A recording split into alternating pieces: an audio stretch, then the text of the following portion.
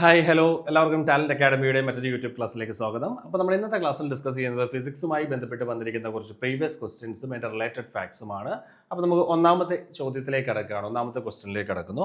ആദ്യത്തെ ചോദ്യം ഇതാണ്: 37°C സമാനമായിട്ടുള്ള ഫാരൻഹീറ്റ് സ്കെയിലിലെ താപനില എത്രയാണ്? അപ്പോൾ ഹീറ്റ് ആൻഡ് ടെമ്പറേച്ചറുമായി ബന്ധപ്പെട്ട് വന്നിരിക്കുന്ന ഒരു ചോദ്യമാണ്. 37°C സമാന്തരമായിട്ടുള്ള ഫാരൻഹീറ്റ് സ്കെയിലിലെ താപനില എത്ര എന്നാണ് ചോദിച്ചിരിക്കുന്നത്.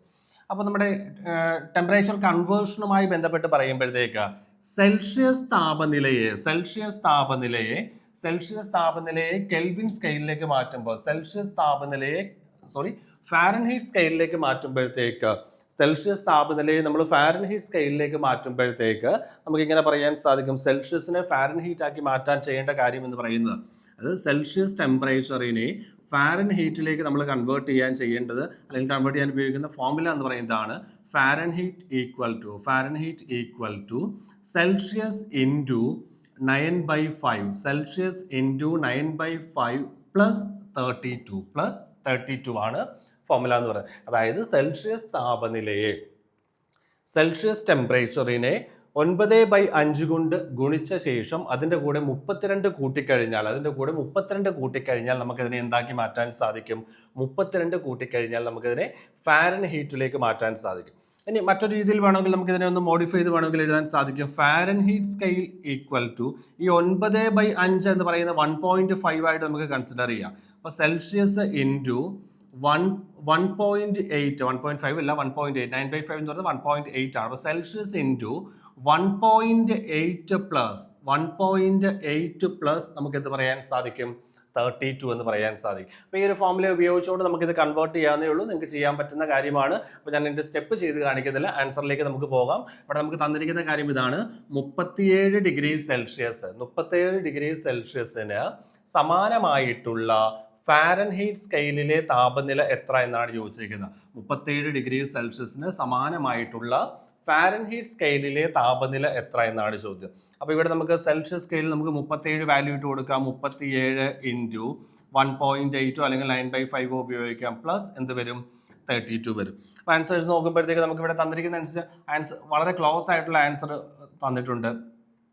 അപ്പം എന്തായാലും നിങ്ങൾ നോക്കി 37 ഇൻറ്റു 1.8 ആ ഒരു സെൻസിൽ നമ്മൾ എടുക്കുമ്പോഴത്തേക്ക് നമ്മുടെ ഉത്തരവും ദശാംശ സംഖ്യ ഡെസിമലായിട്ട് വരും. ഉത്തരവും ആൻസറും എന്തായിട്ട് വരും? ഡെസിമലായിട്ട് വരും. അപ്പോൾ ആ ഒരു കൺസെപ്റ്റ് വെച്ചുകൊണ്ട് തന്നെ നമുക്ക് ഇവിടുന്ന് ആരെയൊക്കെ ഒഴിവാക്കാം? 98നെയും 97നെയും നമുക്ക് എലിമിനേറ്റ് ചെയ്യാൻ സാധിക്കും. അപ്പോൾ കാരണം ഇവിടെ 1.8 കൊണ്ടാണ് മൾട്ടിപ്ലൈ ചെയ്യുന്നത്. അപ്പോൾ ആൻസറും ഒരു പോയിന്റ് ഇട്ടുള്ളൊരു നമ്പർ ആയിരിക്കും വരുന്നത്. അപ്പോൾ അങ്ങനെ ആ ഒരു സെൻസ് നമുക്ക് ഈ രണ്ട് ഓപ്ഷൻസ് എലിമിനേറ്റ് ചെയ്യാൻ പറ്റും. എന്നിട്ട് നീ നോക്കുമ്പോഴത്തേക്ക് ഇത് ആഡ് ചെയ്യുമ്പോഴത്തേക്ക് സിംപ്ലിഫൈ ചെയ്യുമ്പോഴത്തേക്ക് നമുക്ക് കിട്ടുന്ന ആൻസർ എന്ന് പറയുന്നത് 98.6 ആണ്. അതായത് 37°C സമാനമായിട്ടുള്ള 37°C തുല്യമായിട്ടുള്ള ഫാരൻഹീറ്റ് താപനില എന്ന് പറയുന്നത് എത്രയാണ്? 98.6°C ആണ്. 98.6°C. അത് നമ്മുടെ ബോഡി ടെമ്പറേച്ചറിന് അടുത്ത വാല്യൂ ആണ് അല്ലേ. അടുത്ത കാര്യത്തിലേക്ക് പോവുകയാണ്. ബോഡി ടെമ്പറേച്ചർ ആണ് പറഞ്ഞിരിക്കുന്നത്. അടുത്ത ചോദ്യത്തിലേക്ക് കടക്കുന്നു. മഴവില്ല് ഉണ്ടാകുന്നതിന് കാരണം പ്രകാശത്തിന്റെ ഏത് പ്രതിഭാസം എന്നാണ് ചോദിച്ചിരിക്കുന്നത്. മഴവില്ലിനെ കുറിച്ച് പറയുമ്പോഴത്തേക്ക് മഴവില്ല് ഉണ്ടാകുമ്പോൾ സംഭവിക്കുന്ന പ്രകാശ പ്രതിഭാസങ്ങളിൽ മഴവിലുണ്ടാകുന്നതിന് കാരണം പ്രകാശത്തിന്റെ ഏത് പ്രതിഭാസം? അത് കാണുമ്പോഴത്തേക്ക് നമ്മൾ നോക്കുമ്പോഴത്തേക്ക് ആന്തരിക പ്രതിഫലനം, അപവർത്തനം, പ്രകീർണനം, അതുപോലെ തന്നെ ഒരു ഓപ്ഷൻ ഡിയും കൂടെ കിടപ്പുണ്ട്. പ്രകീർണനം കാണുമ്പോൾ ചാടിക്കറി അതിന്റെ പുറകെ പുറപ്പെടില്ല. ഓപ്ഷൻ ഡിയും കൂടെ നോക്കണം. എയും ബിയും സിയും കാരണമാകുന്നു എന്നും അവർ തന്നിട്ടുണ്ട്. അപ്പോൾ മഴവില്ല് രൂപപ്പെടുമ്പോൾ 3 പ്രകാശ പ്രതിഭാസങ്ങളാണ് സംഭവിക്കുന്നത്. ഒരു മഴവില്ല് ഉണ്ടാകുമ്പോൾ 3 പ്രകാശ പ്രതിഭാസങ്ങൾ സംഭവിക്കുന്നുണ്ട്. ഏതൊക്കെയാണെന്ന് ചോദിച്ചു കഴിഞ്ഞാൽ 3 പ്രകാശ പ്രതിഭാസങ്ങളെ കുറിച്ച് പറഞ്ഞു കഴിഞ്ഞാൽ അപവർത്തനം സംഭവിക്കുന്നുണ്ട്. റിഫ്രാക്ഷൻ സംഭവിക്കുന്നുണ്ട്, അപവർത്തനം സംഭവിക്കുന്നുണ്ട്. മഴവില്ല് രൂപം കൊള്ളുമ്പോൾ സൂര്യപ്രകാശം മഴത്തുള്ളിയിലേക്ക് സഞ്ചരിക്കുമ്പോൾ അപവർത്തനത്തിന് വിധേയമാകുന്നു.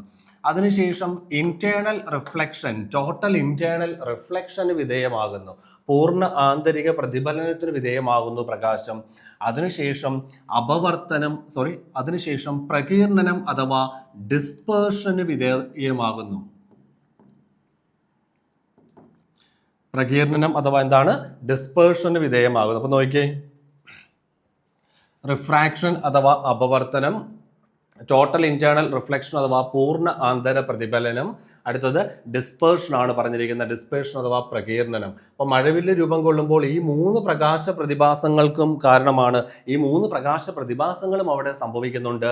ഈ 3 പ്രകാശ പ്രതിഭാസങ്ങൾ സംഭവിക്കുന്നതിന്റെ ഫലമായിട്ടാണ് എന്തുണ്ടാകുന്നത്?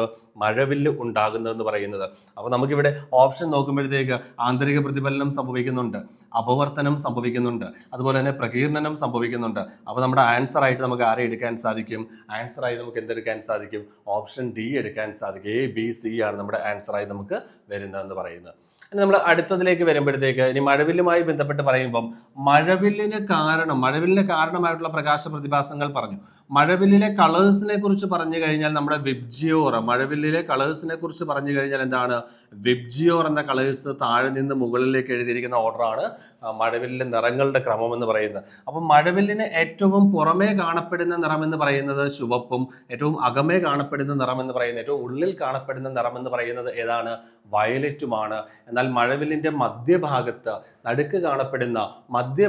കാണപ്പെടുന്ന നിറം എന്ന് പറയുന്നത് ആരാണ്? പച്ചയാണ് മഴവില്ലിന് മധ്യഭാഗത്തായി കാണപ്പെടുന്നതെന്ന് പറയുന്നത്.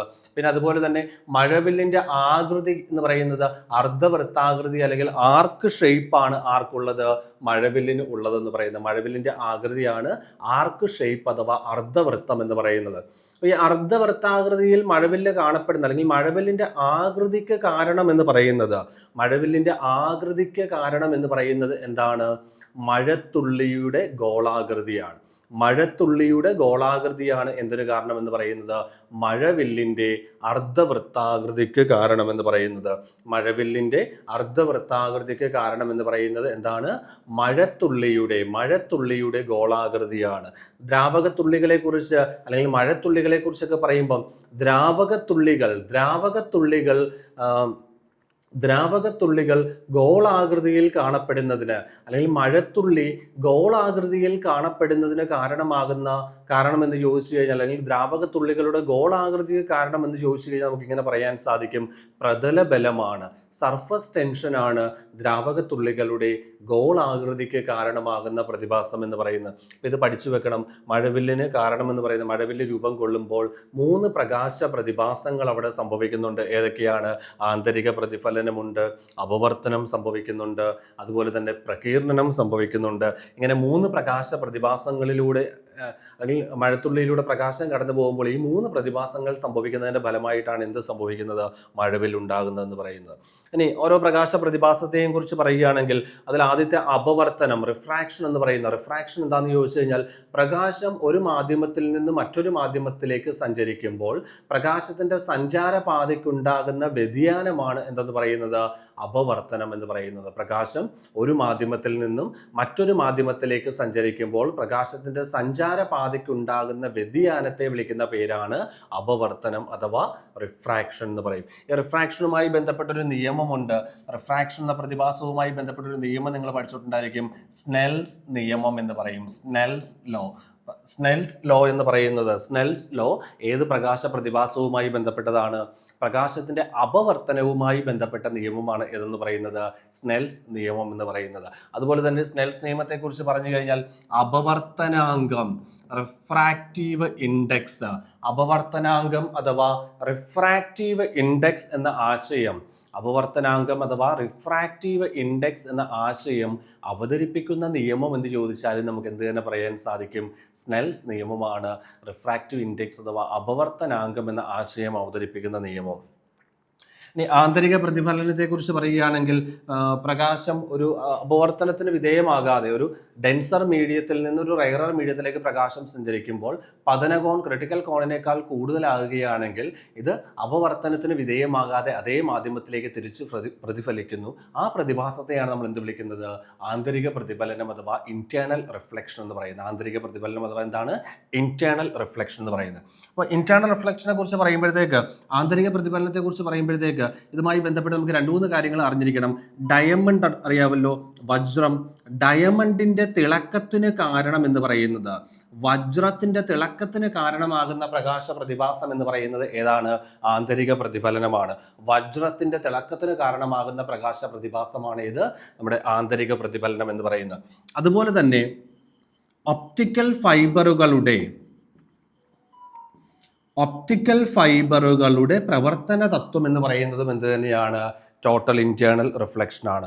ഒപ്റ്റിക്കൽ ഫൈബറുകളുടെ പ്രവർത്തന തത്വമായിട്ട് വരുന്നത്, ഒപ്റ്റിക്കൽ ഫൈബേഴ്സിന്റെ പ്രവർത്തന തത്വവും എന്ത് തന്നെയാണ്?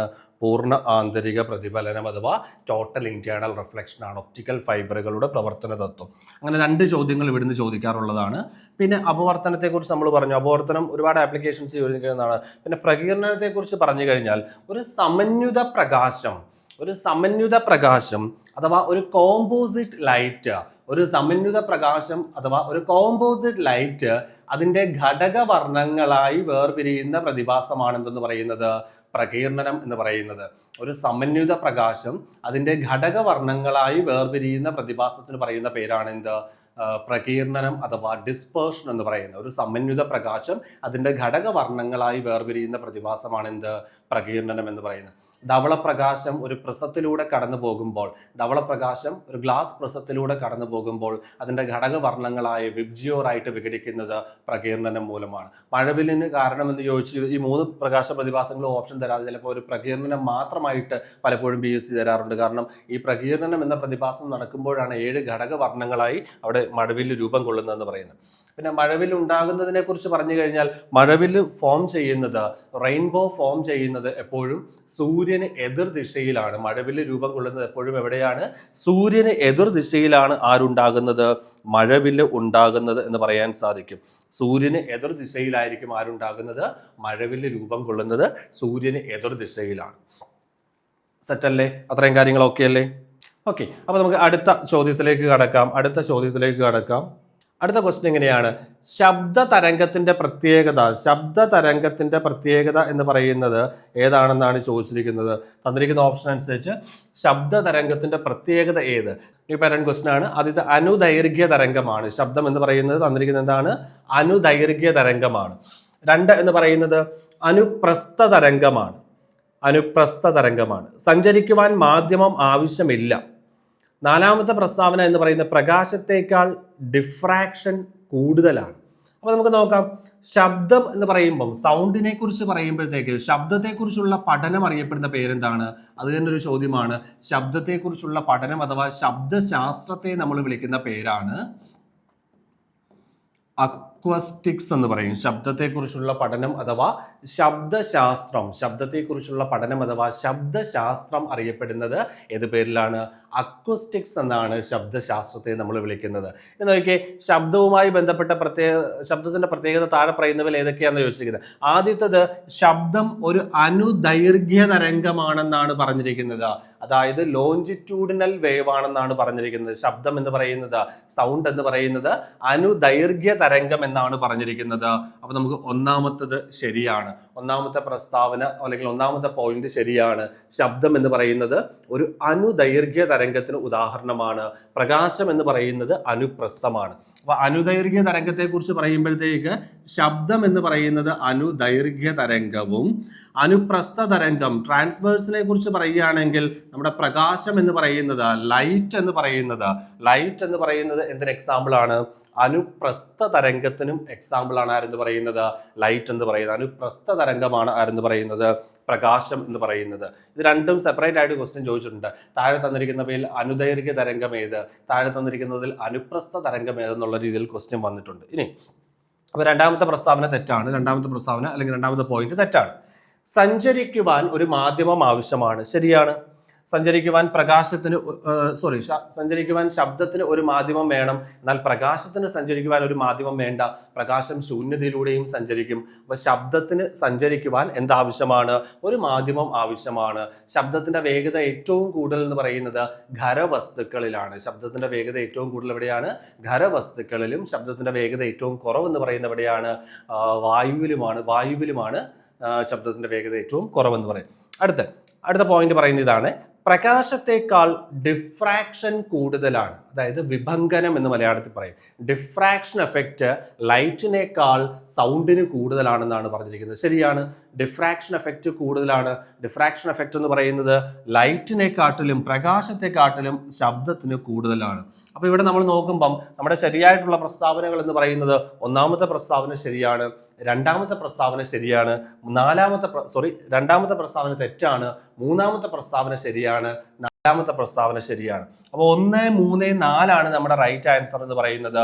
1, 3, 4 ആദ്യത്തെ ഓപ്ഷൻ തന്നെയാണ് അല്ലെ. 1, 3, 4 എന്ന് പറയുന്നത് ശരിയാണ്. അപ്പോൾ നമുക്ക് ഇവിടെ ആൻസർ ആയിട്ട് നമുക്ക് എന്ത് പറയാൻ സാധിക്കും? ഓപ്ഷൻ എ ആണ് ഇവിടുത്തെ റൈറ്റ് ആൻസർ എന്ന് പറയുന്നത്. ഓപ്ഷൻ എ ആണ് ഇവിടുത്തെ റൈറ്റ് ആൻസർ എന്ന് പറയുന്നത്. അടുത്തതിലേക്ക് കടക്കുകയാണ്. അടുത്ത ചോദ്യം ഇതാണ്: ഒരു വസ്തുവിന്റെ നീളത്തിന്റെ യഥാർത്ഥ അളവ്, അതായത് നമ്മുടെ ശരിക്കും പറഞ്ഞാൽ ഇതൊരു എനിക്ക് തോന്നുന്നു 12th ലെവൽ എക്സാമിന് വന്നൊരു ചോദ്യമാണെന്നാണ് എൻ്റെ ഓർമ്മ. ഇത് നമ്മുടെ മെഷർമെന്റുമായിട്ട്, യൂണിറ്റ്സ് ആൻഡ് മെഷർമെന്റ്സുമായിട്ട് ബന്ധപ്പെട്ട, അളവുകളുമായി ബന്ധപ്പെട്ട അല്ലെങ്കിൽ മെഷർമെന്റ്സ് എടുക്കുന്നതുമായി ബന്ധപ്പെട്ട ഒരു ചോദ്യമാണ്. അക്യുറസി, പ്രിസിഷൻ എന്നീ കൺസെപ്റ്റുകളുമായിട്ട് ബന്ധപ്പെട്ട് വന്നിരിക്കുന്ന ഒരു ചോദ്യമാണ്. ഒരു വസ്തുവിന്റെ നീളത്തിന്റെ യഥാർത്ഥ അളവ് എത്രയാണ്? ഒരു വസ്തുവിന്റെ നീളത്തിന്റെ യഥാർത്ഥ അളവെന്ന് പറയുന്നത് 5.75 സെന്റിമീറ്റർ എന്നവർ തന്നിട്ടുണ്ട്. 5.75 സെന്റിമീറ്റർ ആണ് എന്തെന്ന് പറയുന്നത് യഥാർത്ഥ അളവെന്ന് പറയുന്നത്.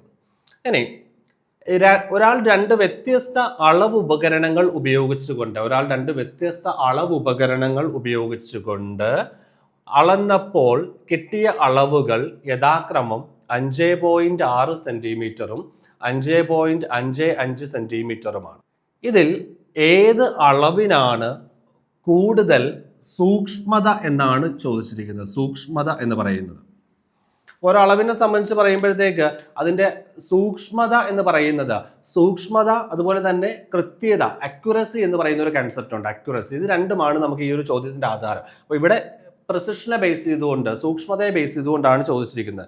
അപ്പം എന്താണ് സൂക്ഷ്മത എന്ന് ചോദിച്ചു കഴിഞ്ഞാൽ ഒരളവിനെ നമ്മൾ എത്ര വിശദമായിട്ട് മനസ്സിലാക്കുന്നു, അല്ലെങ്കിൽ ഒരളവ് എത്ര വിശദമായി നമ്മൾ രേഖപ്പെടുത്തുന്നു എന്നത് ആണ് എന്തുകൊണ്ട് അർത്ഥമാക്കുന്നത്? പ്രിസിഷൻ എന്നതുകൊണ്ട് അല്ലെങ്കിൽ സൂക്ഷ്മത എന്നതുകൊണ്ട് അർത്ഥമാക്കുന്നത് ഒരു അളവ് എത്രത്തോളം വിശദമായിട്ട് നമ്മൾ രേഖപ്പെടുത്തുന്നു എന്നതിനെയാണ് പ്രിസിഷൻ അഥവാ സൂക്ഷ്മത എന്നതുകൊണ്ട് അല്ലെങ്കിൽ എന്നുകൊണ്ട് അർത്ഥമാക്കുന്നത്. ഇനി സിമ്പിളായിട്ട് പറയാം, കുറച്ചും കൂടെ സിമ്പിളാക്കി പറഞ്ഞു തരാം.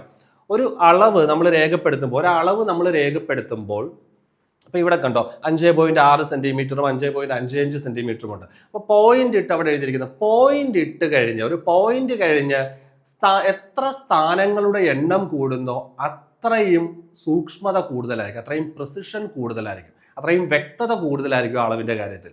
അപ്പൊ ഇവിടെ നോക്കുമ്പോൾ 5.6 എന്നാണ് കിട്ടിയിരിക്കുന്നത്, മറ്റതിനകത്ത് 5.55 എന്ന് കിട്ടിയിരിക്കുന്നു. ഇനി അടുത്തൊരു അളവിനകത്ത് 5.555555 എന്ന് പറഞ്ഞു പോവുകയാണ്. അപ്പൊ അവിടെ ആ പോയിന്റ് കഴിഞ്ഞ് സ്ഥാനങ്ങളുടെ എണ്ണം കൂടുമ്പോൾ പ്രിസിഷൻ കൂടുന്നു എന്ന് മനസ്സിലാക്കിക്കൊള്ളുക, അവിടുത്തെ സൂക്ഷ്മത കൂടുന്നു അല്ലെങ്കിൽ ആ അളവിന്റെ വ്യക്തത കൂടുന്നു എന്ന് മനസ്സിലായോ? ഇനി എന്താണ് കൃത്യത എന്ന് ചോദിച്ചു കഴിഞ്ഞാൽ, കൃത്യത അഥവാ അക്യുറസി എന്താണെന്ന് ചോദിച്ചു കഴിഞ്ഞാൽ ഒരു അളവിന്റെ യഥാർത്ഥ മൂല്യത്തോട് ഏറ്റവും അടുത്ത് നിൽക്കുന്നതിനെയാണ്, അല്ലെങ്കിൽ യഥാർത്ഥ മൂല്യത്തോട് അടുത്ത് വരുന്നതിനെയാണ് നമ്മൾ എന്ത് വിളിക്കുന്നത്? കൃത്യത അഥവാ അക്യുറസി എന്ന് പറയുന്നത്. അപ്പോൾ യഥാർത്ഥ മൂല്യം എന്താണോ അതിനോട് വളരെ അടുത്ത് വരുമ്പോഴാണ് ആ അളവിന് അക്യുറസി അഥവാ ആ അളവിന് കൃത്യത കൂടുതലാണ് എന്ന് നമ്മൾ പറയുന്നത്.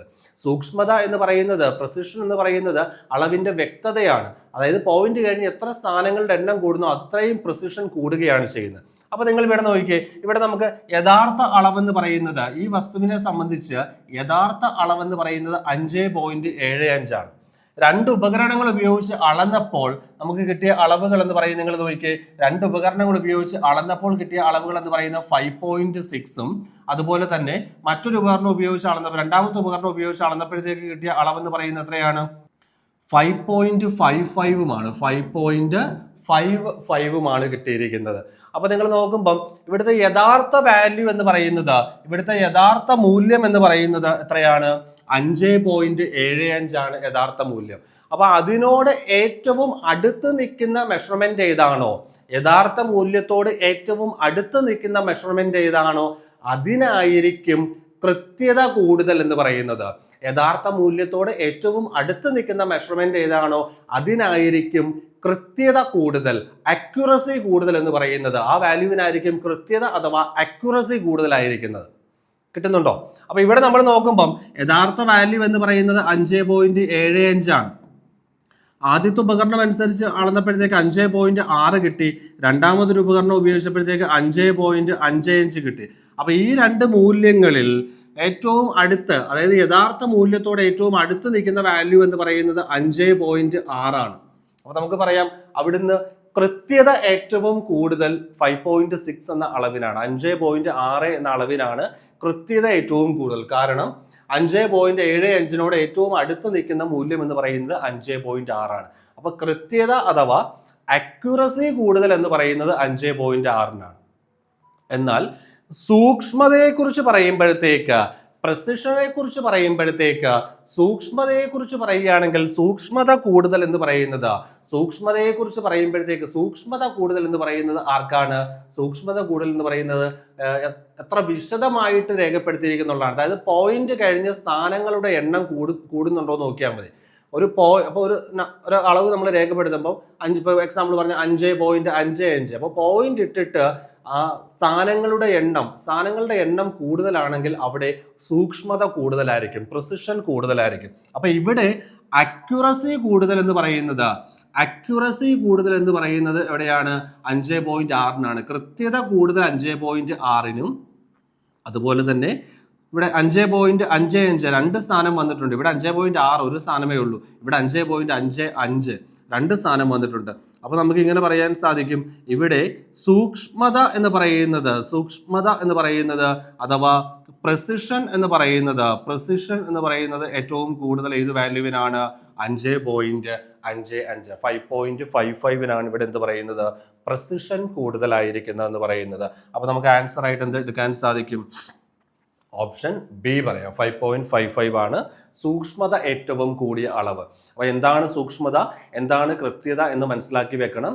യഥാർത്ഥ മൂല്യത്തോട് ഏറ്റവും അടുത്ത് നിൽക്കുന്ന മൂല്യമാണ് കൃത്യത കൂടുതലുള്ളത്. അല്ലെങ്കിൽ ഒരു മെഷർമെന്റിന്റെ യഥാർത്ഥ മൂല്യത്തോട് എത്രത്തോളം അടുത്ത് നിൽക്കുന്നോ അതിനെയാണ് നമ്മൾ എന്ത് പറയുന്നത്?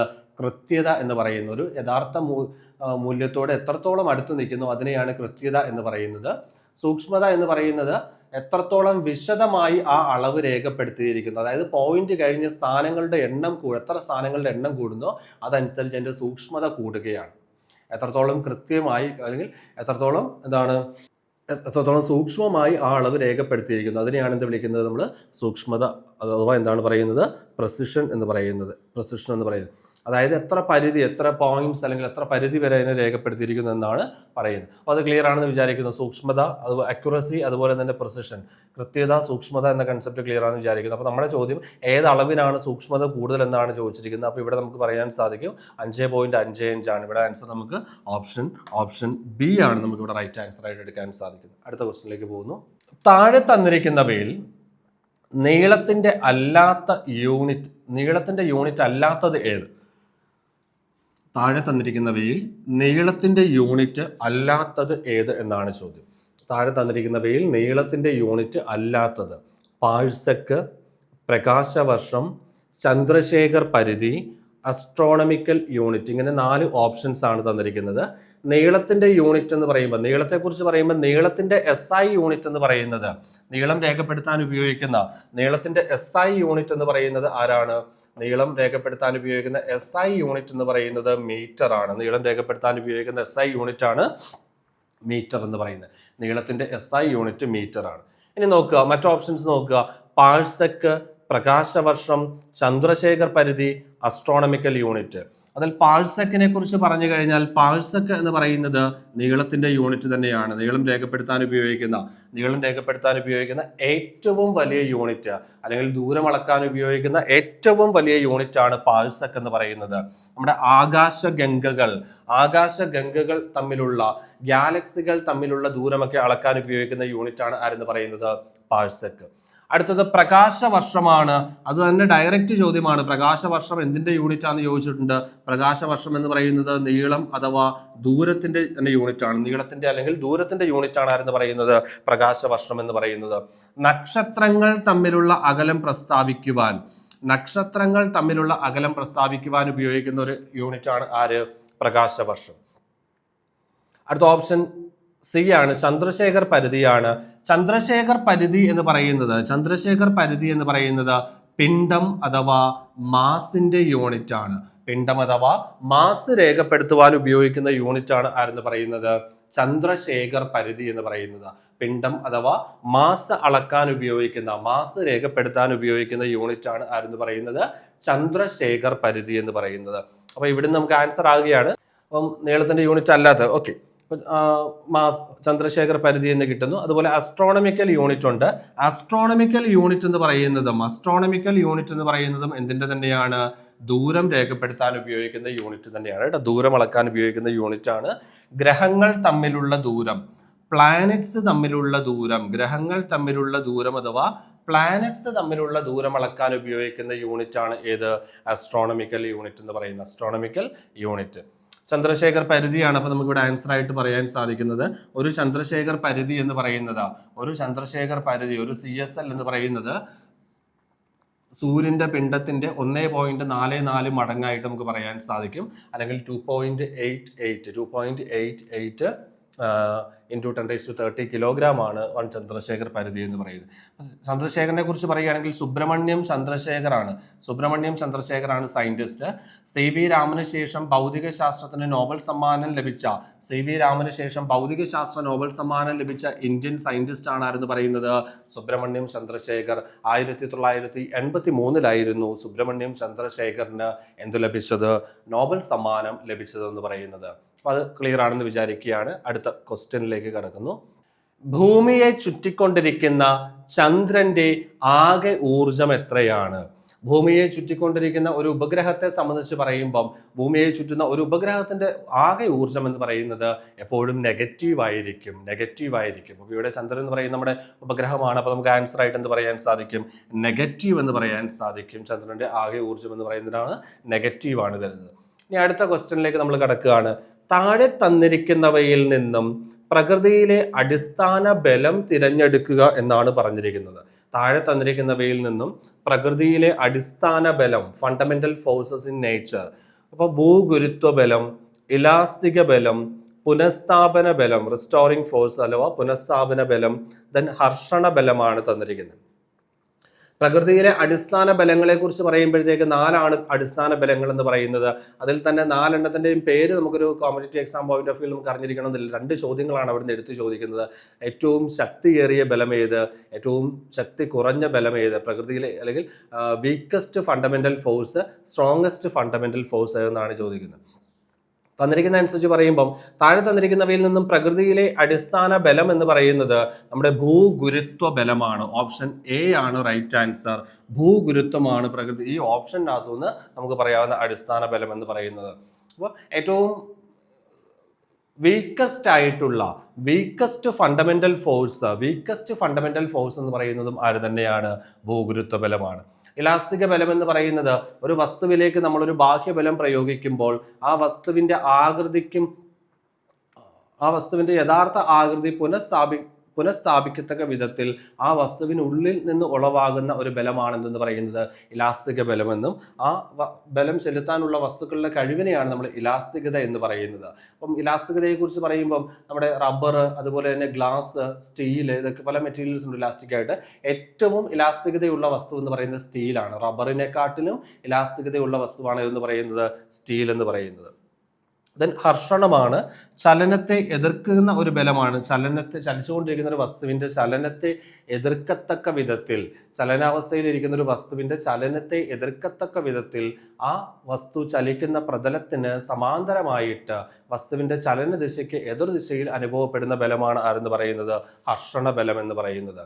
ചലിച്ചുകൊണ്ടിരിക്കുന്ന ഒരു വസ്തുവിന്മേൽ ഹർഷണ ബലം ചെയ്യുന്ന പ്രവൃത്തി എന്ന് പറയുന്നത്, ചലിച്ചുകൊണ്ടിരിക്കുന്ന ഒരു വസ്തുവിന്മേൽ ഹർഷണ ബലം ചെയ്യുന്ന പ്രവൃത്തി എന്ന് പറയുന്നത് എന്താണ്? നെഗറ്റീവ് ആയിരിക്കും. നെഗറ്റീവാണ് ഹർഷണ ബലം ചെയ്യുന്ന പ്രവൃത്തി എന്ന് പറയുന്നത്. നമുക്ക് അടുത്ത ചോദ്യത്തിലേക്ക് പോവാം. ഹൈഡ്രോളിക് ബ്രേക്കിൽ ഉപയോഗിക്കുന്ന അടിസ്ഥാന നിയമം ഏത്? റിപ്പീറ്റ് ചെയ്യുന്ന ഒരു ചോദ്യമാണ്. Hydraulic brake, hydraulic press, hydraulic lift, ഇങ്ങനെ പല രീതിയിൽ ചോദിക്കാറുണ്ട്. ഇവയിൽ ഉപയോഗിക്കുന്ന അടിസ്ഥാന നിയമമാണ് ചോദിച്ചിരിക്കുന്നത്. ഹൈഡ്രോളിക് ബ്രേക്കുകളിൽ ഉപയോഗിക്കുന്ന അടിസ്ഥാന നിയമം എന്ന് പറയുന്നത് ബെർണോളി സിദ്ധാന്തം, പാസ്കൽ നിയമം, ആർക്കിമിഡീസ് തത്വം, ഹുക്ക് നിയമം അഥവാ ഹുക്സ് നിയമം എന്നിങ്ങനെയാണ് തന്നിരിക്കുന്നത്. അതിൽ ഹൈഡ്രോളിക് ബ്രേക്ക് അഥവാ ഹൈഡ്രോളിക് പ്രസ് അല്ലെങ്കിൽ ഹൈഡ്രോളിക് ലിഫ്റ്റിൽ ഉപയോഗിക്കുന്ന തത്വം എന്ന് പറയുന്നത് പാസ്കൽ നിയമമാണ് വരുന്നത്. ഓപ്ഷൻ ബി ആണ് റൈറ്റ് ആൻസർ എന്ന് പറയുന്നത്. പാസ്കൽ നിയമമാണ് ശരി ഉത്തരം എന്ന് പറയുന്നത്. ഇനി പാസ്കൽ നിയമത്തിന്റെ അടിസ്ഥാനം അല്ലെങ്കിൽ പാസ്കൽ നിയമത്തെ കുറിച്ച് പറഞ്ഞു കഴിഞ്ഞാൽ ഒരു സംവൃത വ്യൂഹത്തിലേക്ക് പ്രയോഗിക്കുന്ന, ഒരു സംവൃത വ്യൂഹത്തിന്റെ ഏതെങ്കിലും ഒരു ഭാഗത്ത് പ്രയോഗിക്കുന്ന ബലം ആ സിസ്റ്റത്തിന്റെ എല്ലാ ഭാഗത്തേക്കും തുല്യമായിട്ട് വ്യാപിക്കപ്പെടുന്നു. ഇതാണ് പാസ്കൽ നിയമം പറയുന്നത്. ഇതിന്റെ അടിസ്ഥാനം എന്ന് പറയുന്നതേ ഉള്ളൂ, ദ്രാവകങ്ങളുടെ വ്യാപ്തത്തെ, പാസ്കൽ നിയമത്തിന്റെ അടിസ്ഥാനം ഇതാണ്, ദ്രാവകങ്ങളുടെ വ്യാപ്തത്തെ മർദ്ദം പ്രയോഗിച്ച് കുറയ്ക്കാൻ സാധിക്കില്ല. ദ്രാവകങ്ങളുടെ വ്യാപ്തം മർദ്ദം പ്രയോഗിച്ച് കുറയ്ക്കുവാൻ സാധിക്കില്ല എന്നതാണ് പാസ്കൽ നിയമത്തിന്റെ അടിസ്ഥാനം എന്ന് പറയുന്നത്. പാസ്കൽ നിയമത്തിന്റെ അടിസ്ഥാനം. ഇവിടെ നമുക്ക് ആൻസർ ആയിട്ട് എന്ത് പറയാൻ സാധിക്കും? പാസ്കൽ നിയമം പറയാം. പാസ്കലിനെ കുറിച്ച് പറയുകയാണെങ്കിൽ ബ്ലെയ്സ് പാസ്കൽ എന്ന് പറയുന്ന ഒരു സയന്റിസ്റ്റ് ആണ്. അപ്പോൾ പാസ്കൽ, അദ്ദേഹത്തോടുള്ള സ്മരണാർത്ഥം പാസ്കൽ എന്നൊരു യൂണിറ്റ് നമ്മൾ ഉപയോഗിക്കാറുണ്ട്. മർദ്ദം അളക്കുവാൻ ഉപയോഗിക്കുന്ന യൂണിറ്റ് ആണ് ഏത്? പാസ്കൽ എന്ന് പറയുന്നത്. മർദ്ദം രേഖപ്പെടുത്തുവാൻ, മർദ്ദം അളക്കുവാൻ ഉപയോഗിക്കുന്ന യൂണിറ്റ് ഏതാണ്? പാസ്കൽ ആണ്. അടുത്ത ഹുക്സ് നിയമം നോക്കിക്കേ. ഹുക്സ് നിയമം എന്ന് പറയുന്നത് അതും ഒരു ചോദ്യമായിട്ട് ഇവിടുന്ന് വന്നിട്ടുണ്ട്. ഹുക്സ് നിയമത്തെ കുറിച്ച് പറഞ്ഞു കഴിഞ്ഞാൽ സ്പ്രിംഗ് ബാലൻസ് എന്ന് നിങ്ങൾ കേട്ടിട്ടുണ്ടോ? സ്പ്രിംഗ് ബാലൻസുകളുടെ പ്രവർത്തന തത്വമാണ്. സ്പ്രിംഗ് ബാലൻസിന്റെ പ്രവർത്തന തത്വമാണ് എന്തെന്ന് പറയുന്നത്? ഹുക്സ് നിയമം എന്ന് പറയുന്നത്. സ്പ്രിംഗ് ബാലൻസിന്റെ പ്രവർത്തന തത്വമാണ് ആരെന്ന് പറയുന്നത്? ഹുക്സ് ലോ അഥവാ ഹുക്സ് നിയമം എന്ന് പറയുന്നത്. സ്പ്രിംഗ് ബാലൻസിനെ കുറിച്ച് പറയുകയാണെങ്കിൽ വസ്തുക്കളുടെ ഭാരം അളക്കുവാൻ ഉപയോഗിക്കുന്ന ഉപകരണമാണ്. വെയിറ്റ് അളക്കുവാൻ അഥവാ ഭാരം രേഖപ്പെടുത്തുവാൻ ഉപയോഗിക്കുന്ന ഉപകരണമാണ് ആരെന്ന് പറയുന്നത്? സ്പ്രിംഗ് ബാലൻസുകൾ എന്ന് പറയുന്നത്. ഭാരം അളക്കുവാൻ ഉപയോഗിക്കുന്ന ഉപകരണമാണ് ഏത്? Spring balance. ഓർത്തിരിക്കുക, hydraulic brake, hydraulic lift, hydraulic press എന്നിവയുടെ പ്രവർത്തന തത്വം എന്ന് പറയുന്നത് എന്താണ്? പാസ്കൽ നിയമമാണ്. പാസ്കൽ യൂണിറ്റ് നമ്മൾ നോക്കി. പാസ്കൽ എന്ന യൂണിറ്റ് ബ്ലെയ്സ് പാസ്കൽ എന്ന സയന്റിസ്റ്റിനോടുള്ള സ്മരണാർത്ഥമാണ് നൽകിയിരിക്കുന്നത്. മർദ്ദം അളക്കാൻ ഉപയോഗിക്കുന്ന, പ്രഷർ അളക്കാൻ ഉപയോഗിക്കുന്ന യൂണിറ്റ് ആണ് പാസ്കൽ എന്ന് പറയുന്നത്. പിന്നെ അതുപോലെ പാസ്കൽ സെക്കൻഡ് എന്ന് പറയുന്ന ഒരു യൂണിറ്റ് ഉണ്ട്. പാസ്കൽ സെക്കൻഡ് എന്ന യൂണിറ്റിലേക്ക് വരുമ്പോഴത്തേക്ക് ഇത് വിസ്കോസിറ്റിയുടെ SI യൂണിറ്റ് ആണ് പാസ്കൽ സെക്കൻഡ് എന്ന് പറയുന്നത്. അത് ക്ലിയർ ആണെന്ന് വിചാരിക്കുന്നു. അടുത്ത ചോദ്യത്തിലേക്ക് നമ്മൾ കടക്കുകയാണ്. ഓക്കെ, അപ്പോൾ നമ്മുടെ പുതിയ LPUP റാങ്ക് ഫെയിൽ, LPUP അസിസ്റ്റന്റിന്റെ റാങ്ക് ഫെയിൽ റിലീസ് ആയിട്ടുണ്ട്. അപ്പോൾ LPUP എക്സാമിന് സീരിയസ് ആയിട്ട് പ്രിപ്പയർ ചെയ്യുന്ന ആൾക്കാർ എത്രയും പെട്ടെന്ന് നിങ്ങൾക്ക് ഇതിന്റെ കോപ്പീസ് നിങ്ങൾക്ക് വാങ്ങാവുന്നതാണ്. ഒരുപാട് കാര്യങ്ങൾ വിശദമായിട്ട് നമുക്ക് LPUP എക്സാമിന് വേണ്ട മുഴുവൻ കാര്യങ്ങളും അതിനായി ആ ഒരു ബുക്കിൽ വിശദമായി നൽകിയിട്ടുണ്ട്. അപ്പോൾ നിങ്ങൾക്ക് അത് എന്തായാലും പ്രയോജനം ചെയ്യുന്നതായിരിക്കും. അപ്പം റാങ്ക് ഫെയിൽ വേണ്ട ആൾക്കാരുടെ പ്രൈസ് കൊടുത്തിട്ടുണ്ട്. റാങ്ക് ഫെയിൽ വാങ്ങുവാൻ താല്പര്യപ്പെടുന്ന ആൾക്കാർ താഴെ കൊടുത്തിരിക്കുന്ന കോൺടാക്ട് നമ്പറിൽ ഈ 2 നമ്പറുകൾ വിളിച്ചു കഴിഞ്ഞാൽ നിങ്ങൾക്ക് ഓൺലൈനായിട്ട് റാങ്ക് ഫെയിൽ നിങ്ങൾക്ക് കൊറിയറിൽ നിങ്ങൾക്ക് അയച്ചു തരുന്നതായിരിക്കും. അപ്പോൾ ഡീറ്റെയിൽസ് അറിയാൻ വേണ്ടിയിട്ട് താഴെ കൊടുത്തിരിക്കുന്ന നമ്പറിൽ കോൺടാക്ട് ചെയ്യുക. LPUP എന്ന് പറയുന്നത് അടുത്ത വരാൻ പോകുന്ന എക്സാമിന് ഒരുപാട് സാധ്യതകൾ അല്ലെങ്കിൽ ഒരുപാട് വേക്കൻസീസ് നമുക്ക് പ്രതീക്ഷിക്കാവുന്നൊരു എക്സാമാണ്. അപ്പോൾ നമുക്ക് ഒരുപാട് എന്താ പറയുക, ഒരുപാട് ആൾക്കാർ എഴുതുന്നുണ്ടെന്നാലും കോമ്പറ്റീഷൻ നല്ല രീതിയിലുണ്ട്. നല്ല രീതിയിൽ പഠിക്കുക, നല്ല രീതിയിൽ പഠിച്ചു കഴിഞ്ഞാൽ നമുക്ക് ഉറപ്പായിട്ടും ആ ഒരു ജോലി നമുക്ക് കരസ്ഥമാക്കാൻ സാധിക്കുന്നതാണ്. അപ്പോൾ പഠനം എപ്പോഴും നല്ല രീതിയിൽ മുമ്പോട്ട് കൊണ്ടുപോകാൻ നോക്കുക. നല്ല രീതിയിൽ പഠിക്കുക, നല്ല രീതിയിൽ പഠിച്ച് നല്ലൊരു റാങ്ക് വാങ്ങി നല്ലൊരു ജോലിയിൽ പ്രവേശിക്കാനായിട്ട് എപ്പോഴും ശ്രമിക്കുക. അപ്പോൾ നമുക്ക് അടുത്ത ചോദ്യത്തിലേക്ക് ഞാൻ കിടക്കുകയാണ്. അടുത്ത ക്വസ്റ്റിലേക്ക് പോകുന്നു. അടുത്ത ഇതാണ്, ഒരു കോൺവെക്സ് ലെൻസിൻ്റെ ഫോക്കസ് ദൂരം 20 സെന്റിമീറ്റർ ആണെങ്കിൽ, ഒരു കോൺവെക്സ് ലെൻസിന്റെ ഫോക്കസ് ദൂരം 20 സെന്റിമീറ്റർ ആണെങ്കിൽ ആ ലെൻസിന്റെ പവർ ആണ് കണ്ടുപിടിക്കാൻ പറഞ്ഞിരിക്കുന്നത്. ലെൻസിന്റെ പവറിനെ കുറിച്ച് പറയുമ്പോൾ നമുക്ക് രണ്ട് രീതിയിൽ നമുക്ക് ഇതിന്റെ ഇക്വേഷൻ പഠിച്ചു വെക്കാവേ. പവർ ഓഫ് ലെൻസുകളുടെ പവറിനെ കുറിച്ച് പറയുമ്പോഴത്തേക്ക് ഈ ചോദ്യം നിങ്ങൾ നോക്കിയേ, ഇവിടെ അവർ ഫോക്കസ് ദൂരം തന്നിരിക്കുന്നത് എങ്ങനെയാ? ഫോക്കസ് ദൂരം സെന്റിമീറ്ററിലാണ് തന്നിരിക്കുന്നത്. ചിലപ്പോൾ ക്വസ്റ്റ്യൻ ചോദിക്കുമ്പോൾ ഫോക്കസ് ദൂരം, ഫോക്കൽ ലെങ്ത് മീറ്ററിൽ തരും. ഓക്കെ, ഇനി പവറിനെ കുറിച്ച് പറഞ്ഞാൽ ലെൻസിന്റെ പവർ എന്ന് പറയുന്നത്, പവർ ഓഫ് ലെൻസ് എന്ന് പറയുന്നത് അതിന്റെ മീറ്ററിലുള്ള ഫോക്കൽ ദൂരത്തിന്റെ വ്യുൽക്രമമാണ്. അതിന്റെ ഡെഫിനിഷൻ തന്നെ എങ്ങനെയാണ്? Reciprocal of focal length in metre. Power of lens is defined as reciprocal of focal length in metre. മീറ്ററിലുള്ള ഫോക്കൽ ദൂരത്തിന്റെ വ്യുൽക്രമത്തെയാണ് നമ്മൾ എന്ത് വിളിക്കുന്നത്? പവർ എന്ന് വിളിക്കുന്നത്. മീറ്ററിലുള്ള ഫോക്കൽ ദൂരത്തിന്റെ വ്യുൽക്രമമാണ് എന്തെന്ന് പറയുന്നത്? പവർ എന്ന് പറയുന്നത്. അപ്പോൾ പവർ കാണാനായിട്ട് നമുക്ക് ആ ഒരു എക്സ്പ്രഷൻ ഉപയോഗിക്കാവുന്നതാണ്. അപ്പോൾ ഫോക്കൽ ദൂരം മീറ്ററിലാണ് തരുന്നതെങ്കിൽ, ഫോക്കൽ ലെങ്ത് മീറ്ററിലാണ് തരുന്നതെങ്കിൽ പവർ കാണാനായിട്ട് എന്ത് ചെയ്താൽ മതി? 1/, focal length in metre, 1/f in metre എന്ന എക്സ്പ്രഷൻ ഉപയോഗിച്ചാൽ മതി.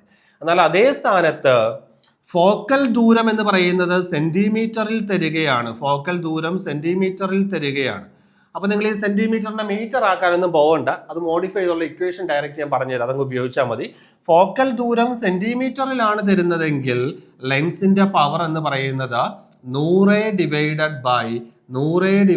ബൈ എന്ത് പറയാം? f സെന്റിമീറ്റർ ആണ്. 100 എന്താണ്? f സെന്റിമീറ്റർ ആണ്. അപ്പൊ ഒന്നും കൂടെ ഞാൻ പറയാം, ഫോക്കൽ ദൂരം എന്ന് പറയുന്നത് മീറ്ററിലാണെങ്കിൽ പവർ കാണാൻ 1/f. ഫോക്കൽ ദൂരം സെന്റിമീറ്ററിലാണ് തരുന്നതെങ്കിൽ പവർ കാണാൻ 100/f സെന്റിമീറ്ററുള്ള ഫോക്കൽ ദൂരം. അപ്പൊ ഇവിടെ നമ്മുടെ ഈ ചോദ്യത്തിൽ അവർ ഫോക്കൽ ദൂരം തന്നിരിക്കുന്നത് നിങ്ങൾ നോക്കിയേ. ഈ ഒരു ക്വസ്റ്റ്യനിലെ ഫോക്കൽ ദൂരം എന്ന് പറയുന്നത് എങ്ങനെയാ തന്നിരിക്കുന്നത് നോക്കിയേ? 20 സെന്റിമീറ്റർ ആണ്. ഈ ഒരു ചോദ്യത്തിലെ ഫോക്കൽ ദൂരം എന്ന് പറയുന്നത് 20 സെന്റിമീറ്റർ ആണ്. അപ്പൊ നമുക്ക് സെന്റിമീറ്ററിലാണ് തന്നിരിക്കുന്നത്. അപ്പൊ പവർ കാണാനായിട്ട് പവർ ഈക്വൽ ടു 100 സെന്റിമീറ്ററിലെ ഫോക്കൽ ദൂരം എടുക്കുക. 100/20 എടുക്കുമ്പോഴത്തേക്ക് 100/20 എന്ന് പറയാം. 0 വെട്ടുന്നു, പിന്നെ 10/2 ആണ്. 10/2 എന്ന് പറയുമ്പോഴത്തേക്ക് നമുക്ക് എന്ത് പറയാൻ സാധിക്കും? 5 എന്ന് പറയാൻ സാധിക്കും. ഒരു നല്ലൊരു ക്വസ്റ്റൻ ആയിരുന്നു. പക്ഷെ ഓപ്ഷൻ വളരെ സിമ്പിൾ ആയിപ്പോയി. ഓപ്ഷൻ കുറച്ചും കൂടെ ഒക്കെ ടഫ് ആക്കാൻ പറ്റുമായിരുന്നു. കാരണം ഇവിടെ കോൺവെക്സ് ലെൻസ് എന്ന് അവർ പറഞ്ഞിട്ടുണ്ട്. എന്നിട്ട് എല്ലാം പോസിറ്റീവ് പവറാണ് തന്നിരിക്കുന്നത്. പോസിറ്റീവും നെഗറ്റീവും കൂടെ ഒക്കെ മിക്സ് ചെയ്തൊക്കെ ഓപ്ഷൻ തരുമായിരുന്നു. കുറച്ചും കൂടെ നമുക്കൊന്ന് കൺഫ്യൂസിങ് ആയേനെ. ഒരു +5ഉം ഒരു -5ഉം കൂടെ ഒക്കെ ഓപ്ഷൻ വരുമായിരുന്നു. കുറച്ചും കൂടെ കൺഫ്യൂസിങ് ആയേനെ. പക്ഷെ ഇവിടെ എല്ലാം ഡിഫറെന്റ് വാല്യൂസ് ആണ് എല്ലാം വന്നിരിക്കുന്നത്. എല്ലാം പോസിറ്റീവ് ആണ് വന്നിരിക്കുന്നത്. ആ ഒരു കൺഫ്യൂഷൻ അവിടെ ഉണ്ടാകുന്നില്ല. ഓക്കെ, അപ്പോൾ ഇവിടെ നമുക്ക് പറയാൻ സാധിക്കും 5 ആണ് വരുന്നത്. 5 ഡയോപ്റ്റർ എന്ന് പറയാം. അപ്പോൾ ഇവിടെ +5 ആണ് വരുന്നത്. ഇവിടെ ആൻസർ ചൂസ് ചെയ്യുമ്പോൾ 5 ഡയോപ്റ്റർ ആണ്. ആ ഡയോപ്റ്റർ എന്ന പോയിന്റ് അവിടുന്ന് ഓർത്തിരിക്കണം. ലെൻസിന്റെ പവർ രേഖപ്പെടുത്തുവാൻ ഉപയോഗിക്കുന്ന യൂണിറ്റ് ആണ് ആരെന്ന് പറയുന്നത്? ഡയോപ്റ്റർ എന്ന് പറയുന്നത്. ലെൻസിന്റെ പവർ രേഖപ്പെടുത്തുവാൻ ഉപയോഗിക്കുന്ന യൂണിറ്റ് ആണ് ആരെന്ന് പറയുന്നത്? ഡയോപ്റ്റർ. ലെൻസിന്റെ പവർ അളക്കുവാൻ ഉപയോഗിക്കുന്ന യൂണിറ്റ് എന്ന് പറയുന്നത് ഏതാണ്? ഡയോപ്റ്റർ ആണ്. സെറ്റ് അല്ലേ? കാര്യം ഓക്കെ അല്ലേ? അപ്പൊ നമുക്ക് അടുത്ത ക്വസ്റ്റ്യനിലേക്ക് പോയേക്കാം. ദ്രാവകത്തുള്ളികൾ ഗോളാകൃതിയിൽ കാണപ്പെടുന്നതിന് കാരണം എന്തെന്നാണ് ചോദിച്ചിരിക്കുന്നത്. 4 ഓപ്ഷൻസ്: പ്രതലബലം, വിസ്കോസിറ്റി, മർദ്ദം, ഊഷ്മാവ്. അപ്പൊ ദ്രാവകത്തുള്ളികളുടെ ഗോളാകൃതിക്ക്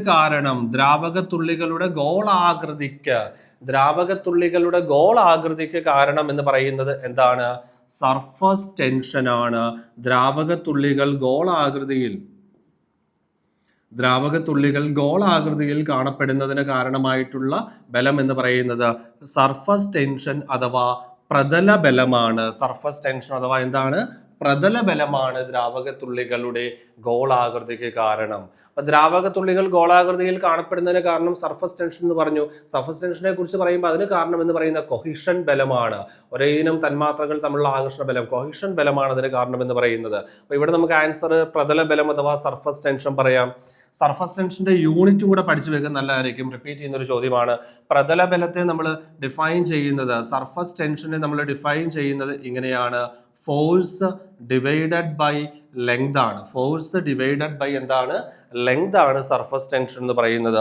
ഫോഴ്സ് ബൈ ലെങ്ത് ആകുമ്പോഴത്തേക്ക് അതിന്റെ യൂണിറ്റ് എന്ന് പറയുന്നത് ന്യൂട്ടൺ പെർ മീറ്റർ ആണ്. പ്രതലബലം അളക്കാൻ ഉപയോഗിക്കുന്ന യൂണിറ്റ് എന്ന് പറയുന്നത് ഇതാണ്, ന്യൂട്ടൺ പെർ മീറ്റർ ആണ് പ്രതലബലത്തിന്റെ യൂണിറ്റ് എന്ന് പറയുന്നത്. ക്വസ്റ്റൻ ആയിട്ട് വന്നിട്ടുള്ളതാണ്, റിപ്പീറ്റ് ചെയ്യുന്നതാണ്. പ്രതലബലത്തിന്റെ യൂണിറ്റ് റിപ്പീറ്റ് ചെയ്യുന്നതാണ്. പ്രതലബലത്തിന്റെ യൂണിറ്റ് എന്ന് പറയുന്നത് ന്യൂട്ടൺ പെർ മീറ്റർ ആണ് പ്രതലബലത്തിന്റെ യൂണിറ്റ് എന്ന് പറയുന്നത്. ഇനി അടുത്ത പ്രതലബലവുമായി ബന്ധപ്പെട്ട് പറയുമ്പോഴത്തേക്ക്, സർഫസ് ടെൻഷനുമായി ബന്ധപ്പെട്ട് പറയുമ്പോഴത്തേക്ക് 2-3 പോയിന്റ്സും കൂടെ പറഞ്ഞു തരാം. താപനില കൂടുമ്പോൾ ടെമ്പറേച്ചർ കൂടുമ്പോഴത്തേക്ക് വാട്ടറിന്റെ, ജലത്തിന്റെ പ്രതലബലം എന്ത് ചെയ്യുന്നു? കുറയുന്നു. താപനില വർദ്ധിക്കുമ്പോൾ ജലത്തിന്റെ പ്രതലബലത്തിനുണ്ടാകുന്ന മാറ്റം എന്ന് പറയുന്നത് എന്താണ്? കുറയുകയാണ് ചെയ്യുന്നത്. താപനില വർദ്ധിക്കുമ്പോൾ ജലത്തിന്റെ പ്രതലബലം എന്ത് ചെയ്യുന്നു? കുറയുന്നു. അതുപോലെ തന്നെ ജലത്തിന്റെ പ്രതലബലം കുറയ്ക്കുന്നതിന് വേണ്ടി ഉപയോഗിക്കുന്ന രാസപദാർത്ഥങ്ങളാണ് നമ്മുടെ ഡിറ്റർജന്റുകൾ, സോപ്പുകളൊക്കെ. അപ്പൊ ഡിറ്റർജന്റും സോപ്പും ചേർക്കുമ്പോൾ, ഡിറ്റർജന്റും സോപ്പും ജലത്തിലെ, അല്ലെങ്കിൽ ഡിറ്റർജന്റുകളോ സോപ്പുകളോ ജലത്തിലേക്ക് ചേർക്കുമ്പോൾ ജലത്തിന്റെ പ്രതലബലം കുറയുന്നു. ജലത്തിന്റെ പ്രതലബലം കുറയുകയാണ്. അടുത്തത് വിസ്കോസിറ്റി എന്നൊരു കൺസെപ്റ്റ് ആണ് പറഞ്ഞിരിക്കുന്നത്. അതും കൂടെ നമുക്കൊന്ന് ഡിസ്കസ് ചെയ്യാം. വിസ്കോസിറ്റിയെ കുറിച്ച് പറയുമ്പോഴത്തേക്ക്, ഒഴുകുന്ന ദ്രാവക പാളികൾക്കിടയിൽ ആ ദ്രാവകത്തിന്റെ ഒഴുക്കിനെ, അല്ലെങ്കിൽ ആ ദ്രാവക പാളികളുടെ ചലനത്തെ എതിർക്കത്തക്ക വിധത്തിൽ അനുഭവപ്പെടുന്ന ഹർഷണ ബലമാണ് ആരെന്ന് പറയുന്നത്? വിസ്കോസിറ്റി എന്ന് പറയുന്നത്. ഒരു ഒഴുകുന്ന ദ്രാവക പാളികൾക്കിടയിൽ അവയുടെ ഒഴുക്കിനെ എതിർക്കത്തക്ക വിധത്തിൽ അനുഭവപ്പെടുന്ന ഹർഷണ ബലമാണ് ആരെന്ന് പറയുന്നത്? വിസ്കോസിറ്റി എന്ന് പറയുന്നത്, അഥവാ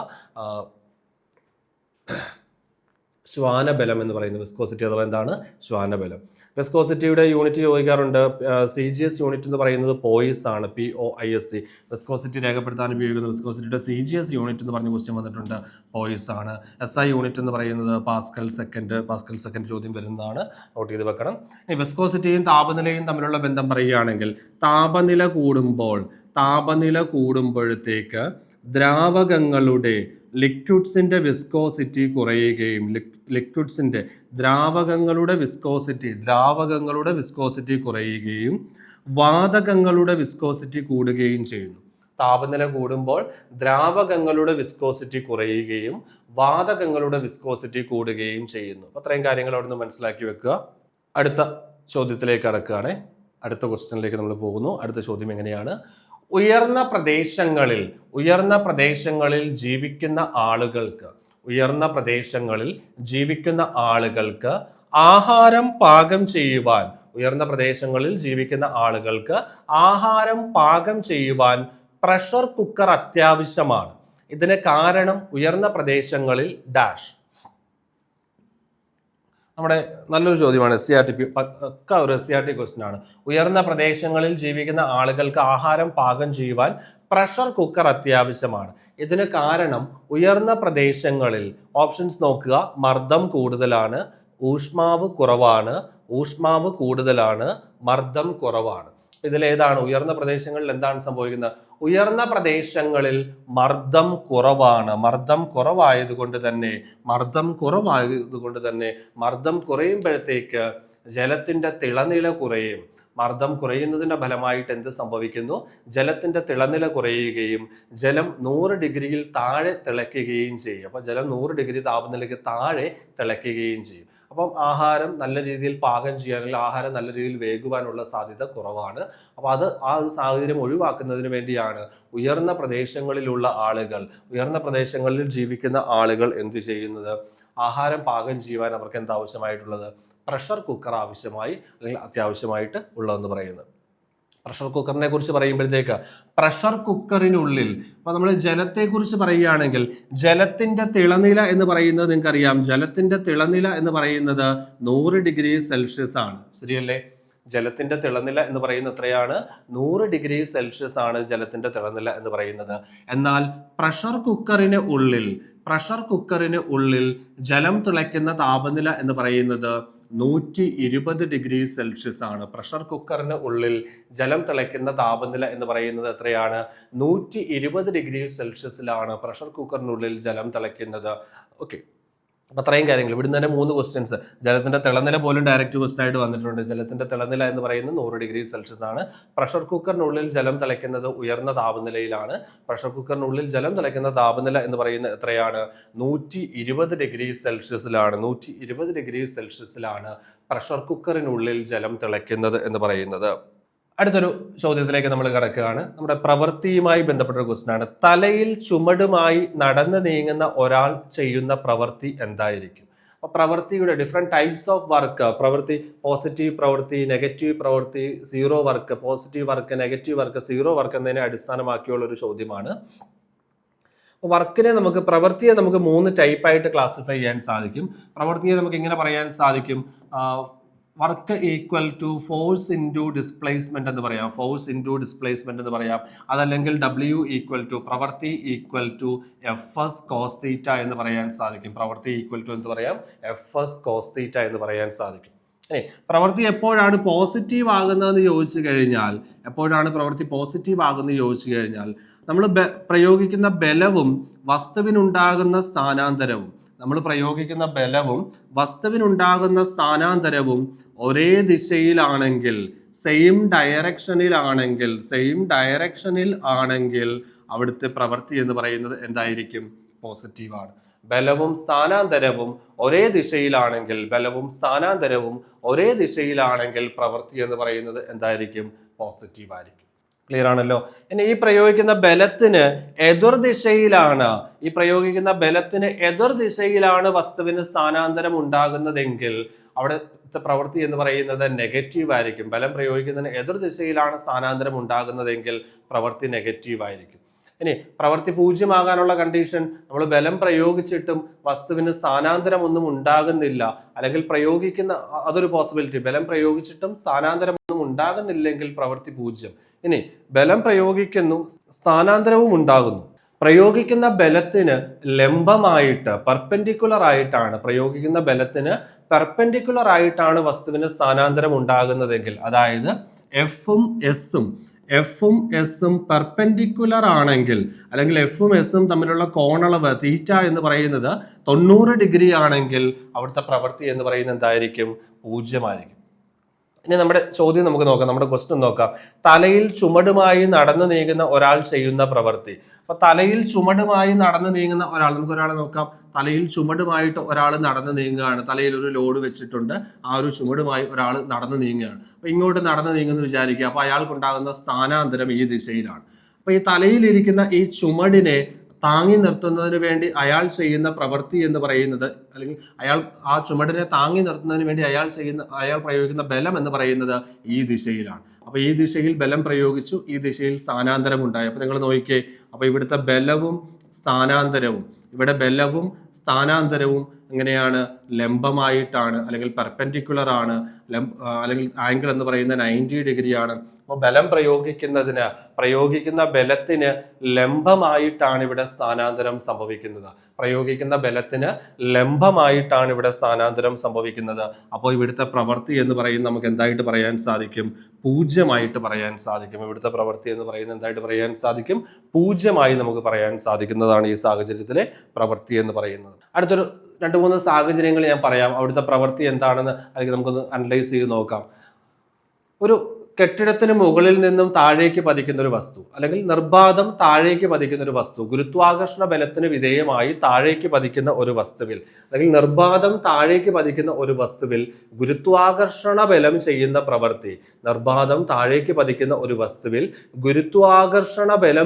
പ്രവൃത്തി, ഒരു വസ്തു താഴേക്ക് പതിക്കുക എന്ന് പറയുമ്പോൾ, ഈ താഴേക്ക് പതിക്കുക എന്ന് പറയുമ്പോൾ ഈ താഴേക്ക് പതിക്കുന്നതിന് കാരണം ഈ വസ്തു ഗുരുത്വാകർഷണ ബലമാണ് കാരണം. ഈ വസ്തുവിനെ ഭൂമി ആകർഷിക്കുന്നത് മൂലമാണ് എന്ത് ചെയ്യുന്നത്, ഇത് താഴേക്ക് പതിക്കുന്നത്. ഒരു വസ്തുവിനെ ഭൂമി ആകർഷിക്കുന്ന ബലത്തെ നമ്മൾ വിളിക്കുന്ന പേരാണ് ഗുരുത്വാകർഷണം അല്ലെങ്കിൽ ഭൂഗുരുത്വം എന്നാണ് നമ്മൾ ഇതിനെ വിളിക്കുന്നത്. അപ്പോൾ ഈ വസ്തുവിനെ ഭൂമി ആകർഷിക്കുന്നതിന്റെ ഫലമായിട്ട് ഇത് താഴേക്കല്ലേ പതിക്കുന്നത്, ഇത് താഴേക്ക് പതിക്കുന്നു. അപ്പൊ ഇതിന്റെ സ്ഥാനാന്തരം എന്ന് പറയുന്നതും ഈ ദിശയിലല്ലേ ഉണ്ടാകുന്നത്. ബലം ഭൂമിയിലേക്ക് അനുഭവപ്പെടുന്നു, ഗുരുത്വാകർഷണ ബലം അനുഭവപ്പെടുന്നത് ഭൂമിയിലേക്ക് അല്ലെങ്കിൽ ഭൂമിയുടെ കേന്ദ്രത്തിലേക്കാണ് നമ്മൾ പഠിച്ചിട്ടുണ്ട്. അതുപോലെ സ്ഥാനാന്തരവും അതേ ദിശയിലാണ്. അപ്പം മുകളിൽ നിന്ന് താഴേക്ക് പതിക്കുന്ന ഒരു വസ്തുവിന്മേൽ ഗുരുത്വാകർഷണ ബലം ചെയ്യുന്ന പ്രവൃത്തി എന്ന് പറയുന്നത് നമുക്ക് എന്തായിട്ട് പരിഗണിക്കാം, പോസിറ്റീവായിട്ട് പരിഗണിക്കാം. മുകളിൽ നിന്ന് താഴേക്ക് പതിക്കുന്ന ഒരു വസ്തുവിന്മേൽ ഗുരുത്വാകർഷണ ബലം ചെയ്യുന്ന പ്രവൃത്തി എന്ന് പറയുന്നത് പോസിറ്റീവാണ്. എന്നാൽ നേരെ തിരിച്ച് നമ്മളൊരു കല്ല് മുകളിലേക്ക് എറിയുകയാണ്. ഒരു കല്ല് മുകളിലേക്ക് എറിയുമ്പോൾ ആ കല്ലിൽ ഗുരുത്വാകർഷണ ബലം ചെയ്യുന്ന പ്രവൃത്തി, അപ്പൊ കല്ല് മുകളിലോട്ടാണ് പോകുന്നത്, കല്ല് മുകളിലോട്ട് പോകുന്നു, പക്ഷെ ഗുരുത്വാകർഷണ ബലം ഭൂമിയിലേക്ക് അനുഭവപ്പെടുന്നത്. അപ്പോൾ വസ്തുവിനുണ്ടാകുന്ന സ്ഥാനാന്തരത്തിന് എതിർ ദിശയിലാണ് ബലം. അപ്പം സ്ഥാനാന്തരവും ബലവും എതിർ ദിശയിലാണ്. അതെന്താണ്, നെഗറ്റീവാണ്. മുകളിലേക്ക് എറിയുന്ന ഒരു കല്ലിന്മേൽ ഗുരുത്വാകർഷണ ബലം ചെയ്യുന്ന പ്രവൃത്തി നെഗറ്റീവ്. മുകളിലേക്ക് എറിയുന്ന ഒരു കല്ലിന്മേൽ ഗുരുത്വാകർഷണ ബലം ചെയ്യുന്ന പ്രവൃത്തി എന്ന് പറയുന്നത് നെഗറ്റീവ്. ഇനി മുകളിൽ നിന്ന് താഴേക്ക് പതിക്കുന്ന ഒരു വസ്തുവിന്മേൽ ഗുരുത്വാകർഷണ ബലം ചെയ്യുന്ന പ്രവൃത്തി പോസിറ്റീവ്. രണ്ട് ഗുരുത്വാകർഷണമാണ്, രണ്ട് സാഹചര്യങ്ങളാണ് മനസ്സിലാക്കുക. മുകളിൽ നിന്ന് താഴേക്ക് പതിക്കുന്ന ഒരു വസ്തുവിന്മേൽ ഗുരുത്വാകർഷണ ബലം ചെയ്യുന്ന പ്രവൃത്തി എന്ന് പറയുന്ന പോസിറ്റീവ്. മുകളിലേക്ക് എറിയുന്ന ഒരു കല്ലിന്മേൽ ഗുരുത്വാകർഷണ ബലം ചെയ്യുന്ന പ്രവൃത്തി എന്ന് പറയുന്നത് നെഗറ്റീവ്. തെങ്ങിൽ നിന്നും താഴേക്ക് വീഴുന്ന തേങ്ങ, ഒരു തെങ്ങിൽ നിന്നും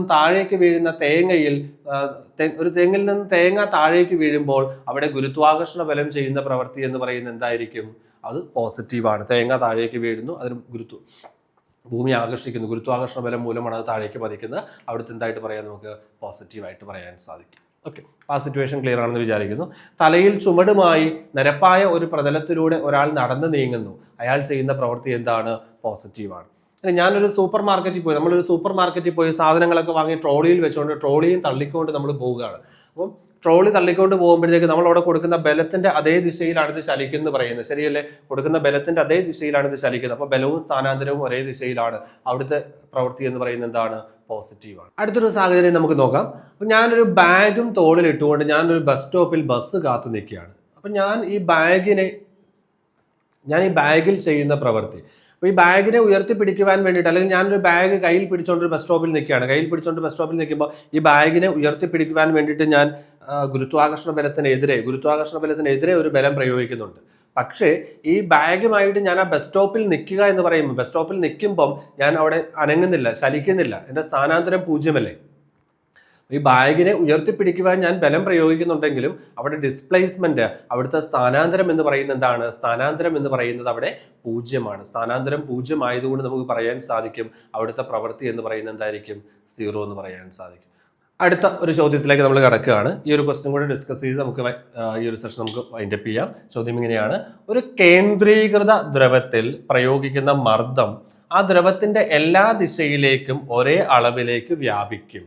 ഒരു കേന്ദ്രീകൃത ദ്രവത്തിൽ പ്രയോഗിക്കുന്ന ഒരു ബലം അല്ലെങ്കിൽ മർദ്ദം ആ ദ്രവത്തിന്റെ എല്ലാ ദിശയിലേക്കും ഒരേ രീതിയിൽ വ്യാപിക്കുന്നു അല്ലെങ്കിൽ തുല്യ അളവിൽ വ്യാപിക്കുന്നു. ഈ സാഹചര്യം പ്രസ്താവിക്കുന്ന നിയമം ഏത് എന്നാണ് ചോദിച്ചിരിക്കുന്നത്. അപ്പോൾ ഈ സാഹചര്യത്തെക്കുറിച്ച് പറയുമ്പോഴത്തേക്ക് നമ്മൾ നേരത്തെ പഠിച്ചതാണ്, നമ്മുടെ പാസ്കൽ നിയമമാണ്. ഒരു കേന്ദ്രീകൃത ദ്രവത്തിൽ പ്രയോഗിക്കുന്ന മർദ്ദം ആ ദ്രവത്തിന്റെ എല്ലാ ദിശയിലേക്കും തുല്യ അളവിൽ വ്യാപിക്കുന്നു. അതിന്റെ അടിസ്ഥാനം എന്ന് പറയുന്നത് ദ്രാവകങ്ങളുടെ വ്യാപ്തം മർദ്ദം പ്രയോഗിച്ചുകൊണ്ട് കുറയ്ക്കാൻ സാധിക്കില്ല എന്നതാണ് ഈ നിയമത്തിന്റെ അടിസ്ഥാനം. അപ്പൊ എന്താണ്, ഒരു കേന്ദ്രീകൃത ദ്രവത്തിൽ പ്രയോഗിക്കുന്ന മർദ്ദം എല്ലാ ദിശയിലേക്കും ഒരേ അളവിൽ വ്യാപിക്കും. ഏത് നിയമമാണ്? പാസ്കൽ നിയമമാണ്. നമ്മുടെ hydraulic lift, hydraulic brake, hydraulic jack എന്നിവയുടെയൊക്കെ പ്രവർത്തനം എന്ന് പറയുന്നത് ഏതാണ്? പാസ്കൽ നിയമമാണ് വരുന്നത്. ഇതിന്റെ ആൻസർ ആയിട്ട് നമുക്ക് എന്ത് പറയാം? ഓപ്ഷൻ സി ആണ് റൈറ്റ് ആൻസർ. പാസ്കൽ നിയമമാണ് വരുന്നത്. പാസ്കൽ നിയമം വളരെ പ്രധാനപ്പെട്ടതാണ്. ദ്രവങ്ങളുമായി ബന്ധപ്പെട്ട് വളരെ പ്രധാനപ്പെട്ടതാണ്. ഒരുപാട് ചോദ്യങ്ങൾ കയറി വരാറുണ്ട്, ആപ്ലിക്കേഷൻ ചോദിക്കാറുണ്ട്, ഇതുപോലെ അതിന്റെ സ്റ്റേറ്റ്മെന്റ് ചോദിക്കാറുണ്ട്, പല രീതിയിൽ ക്വസ്റ്റ്യൻ ചോദിക്കുന്നതാണ്. അപ്പോൾ അത് പഠിച്ചു വെക്കണം. അപ്പം ഈ ഒരു സെഷൻ കൊണ്ട് നിങ്ങൾക്ക് പ്രയോജനം ചെയ്തു എന്ന് വിചാരിക്കുകയാണ്. തൽക്കാലത്തേക്ക് ഞാൻ അവസാനിപ്പിക്കുന്നു. മറ്റു കുറച്ച് ക്വസ്റ്റ്യൻസുമായി നമുക്ക് വീണ്ടും മറ്റൊരു സെഷനിൽ കാണാം. തൽക്കാലം അവസാനിപ്പിക്കുകയാണ്. താങ്ക്